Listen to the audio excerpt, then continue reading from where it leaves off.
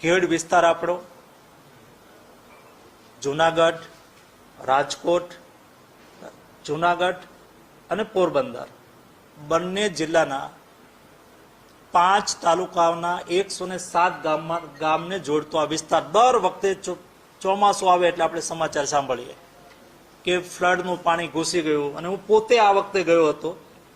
જે નદીનું વોકળું હોય રૂપાલા સાહેબ, એ નદી આખી ખેતરમાં વહી જાય, અને ખેતરમાં વહી જાય એટલે એ 10-15 કિલોમીટર સુધી ખેતરમાં નદી બની જાય. હવે એ ખેડૂતની શું હાલત?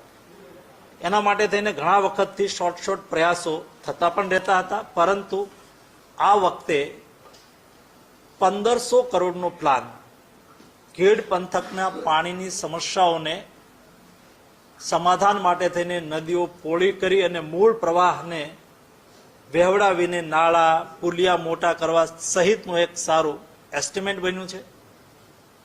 1500 કરોડ રૂપિયાના પ્લાનમાં 170 કરોડ રૂપિયાની જોગવાઈ તો આ વર્ષે ઓલરેડી કરી દેવામાં આવી.